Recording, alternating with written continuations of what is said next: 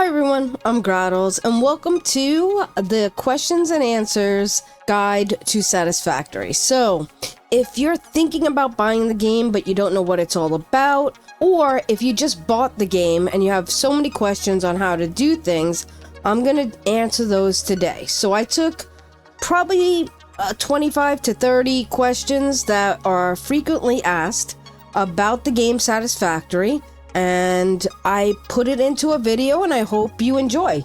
So let's go ahead, jump in and get started. So what is the goal of Satisfactory?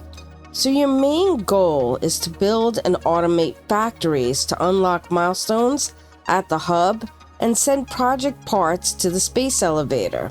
There isn't a final boss, but progression through the tiers drives the game forward. Where should I start to build my base? Well, if you're beginner, you might want to look for a more flat ground and look for resources nearby. You definitely want to use your V to scan and look for your iron, your copper, and your limestone, because at the beginning of the game, that is the most important resources you're going to need. As far as grassy fields, northern forest, rocky desert, they say grassy fields is the easiest for beginners. I kind of disagree. There's no pure nodes, and pure nodes definitely give you more. And to me, that is easier, but I think you should pick wherever you want to pick, because you're going to look at it for a long time. And you're going to be in that area for a while before you start going out and exploring. So I personally like the northern forest. I think you can find some nice flat terrain in some spots, and you can make do with what you have. But as far as where you should start your base, that's completely up to you. How do I find resources? Well, I just mentioned that by pressing the V button on your keyboard, that's going to go ahead and scan for resources. Iron, copper, and limestone at the beginning. So what resources should I prioritize at the beginning? Iron, copper, and limestone.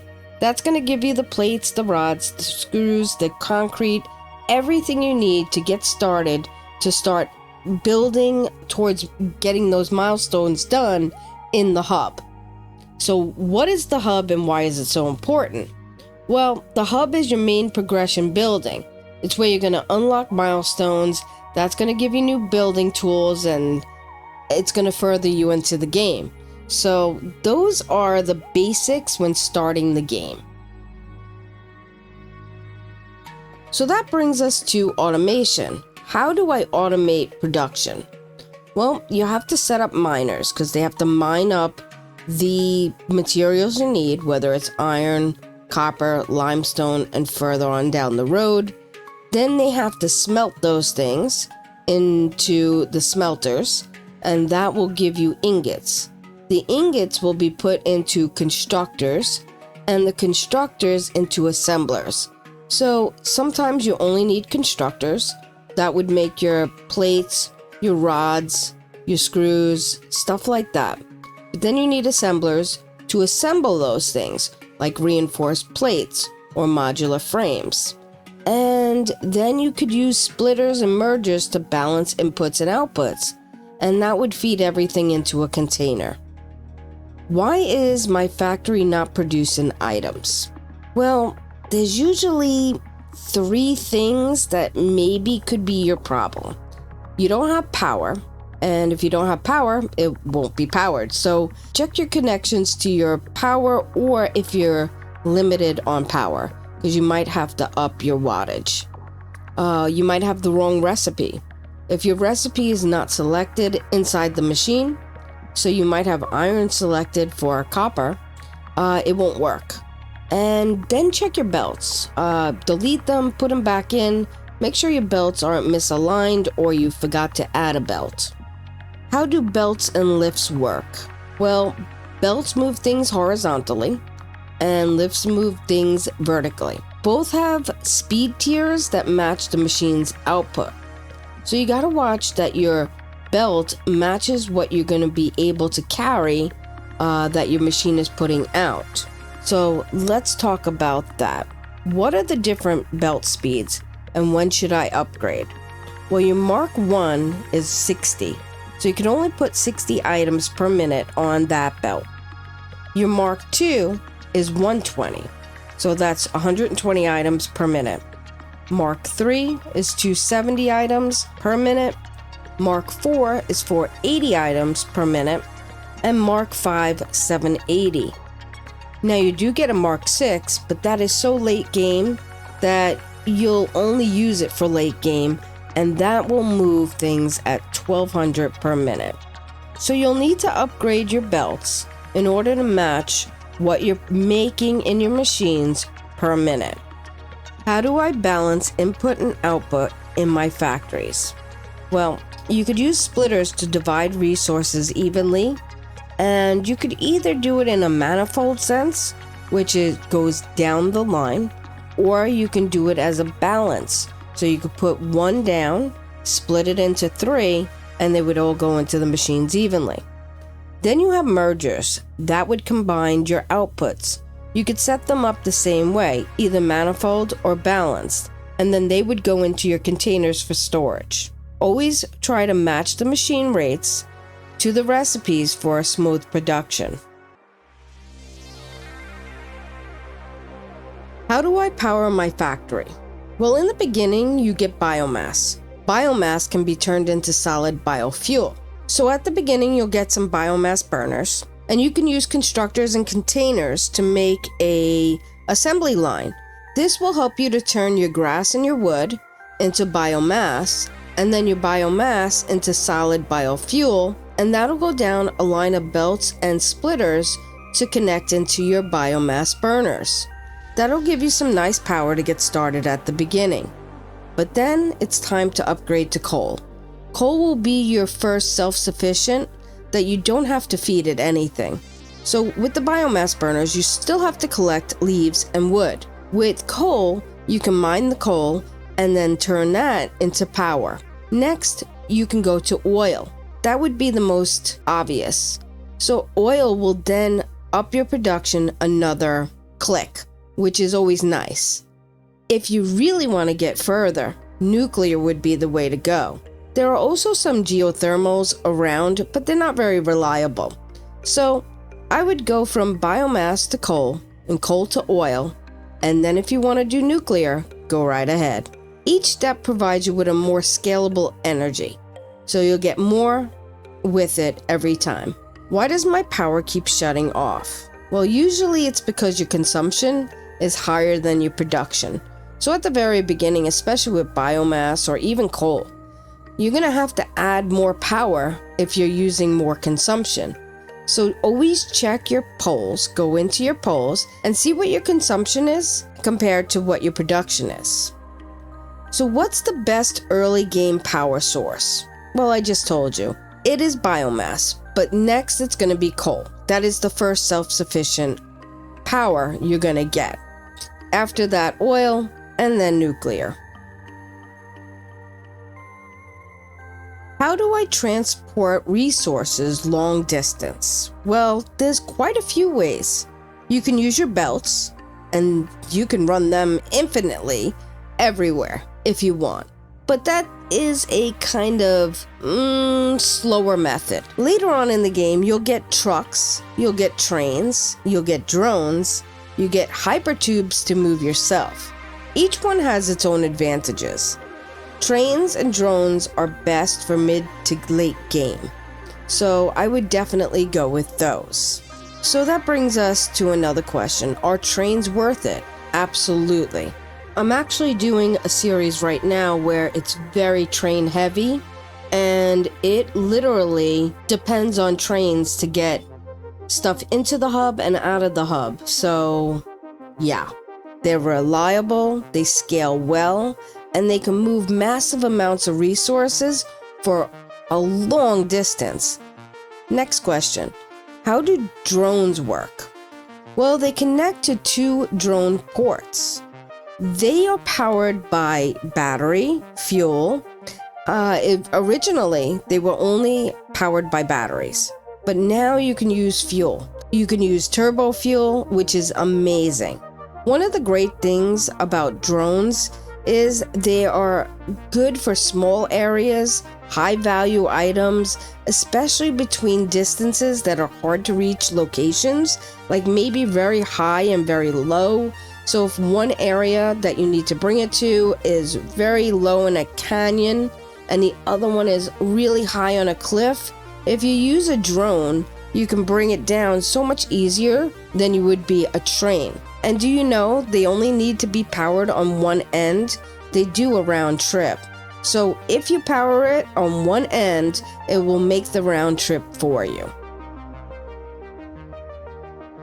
What is hard drives and how do I use them? So hard drives are found at crash sites and they are either available or they need to be unlocked. Crash sites are super important because they can give you a lot of different materials and you can dismantle them for even more materials. Once you get a hard drive, you have to set up a MAM. So when you hit the Q menu and you go to Special, your MAM should be inside of there. Once you set up a MAM, you can scan a hard drive. It takes 10 minutes for a hard drive to be scanned. Once you get into the hard drive, it'll give you an alternative recipe. Some of these are good, some of them not so good. But these can make your factory run way more efficient, like producing screws faster or saving on raw resources. Cast screws is one of my favorite alternative recipes. Where can I find oil, coal, and uranium? Well, you unlock these. So inside your progression, as you progress, you'll find on your V, where you scan for raw materials, it will start to unlock oil, coal, uranium, and more things. So once you upgrade to certain things, you'll be able to scan. Check your milestones. In your milestones, it'll usually tell you can now scan for oil or coal or uranium. How dangerous are the creatures in your world? Well, they're not that bad. But some of them could be super annoying. Some of them are radioactive, some of them will kick your butt really badly. But early on you get a Xenozapper. After that you'll get some nicer guns, rifles, rebar, explosives, and make sure you get some Blade Runners. Those will help you to jump higher and run faster. Those are super important. Again, unlocked in the MAM. If you don't like to play with creatures on and you just want to build, there are ways that you could shut off, either to retaliate or be passive in your world, so you don't have to worry about the creatures at all. So overall, they're not too bad, but some of them can be really annoying. Is there a map or a mini map? Yes, there is a map and you unlock it. It's in the first tier of your hub. Once you unlock the map, you can explore and it'll start showing up more of your map. Sadly, there's no mini map, but you can set beacons and highlights on your map to go to certain places, so this way you'll be able to find them easier. What is the space elevator and why do I need it? Well, after you do your tiers and your milestones, you need to get into higher tiers. This unlocks special things. So it's how you progress further. Sending special project parts unlock new milestones and new technology. How do I deal with fluid logistics? Well, carefully. No.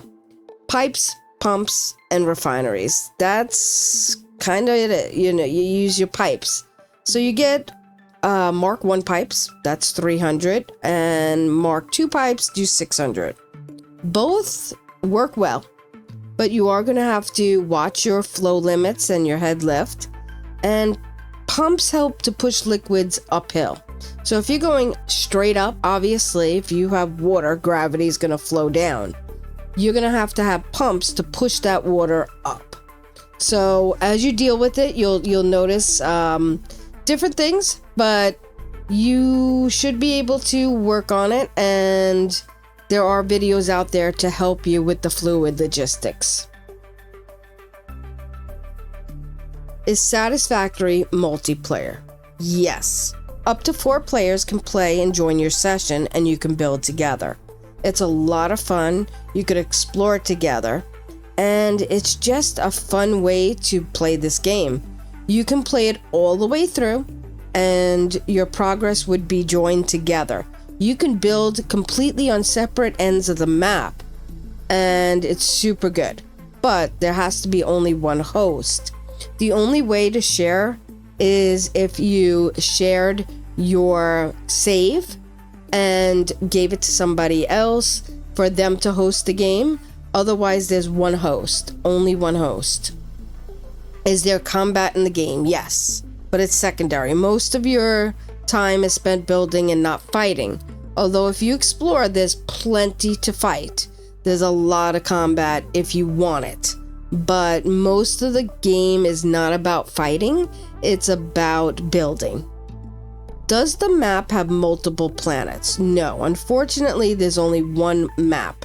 It would be nice if the creators would put out some maps or put out a way to mod or build a new map so it would keep it fresh and new. And who knows, maybe that is one of their plans in later production. I don't know. Can you run out of resources? No. All nodes are infinite. It's just one of those things. You can't run out of resources, which is good because you're always producing. Is there an end to the game?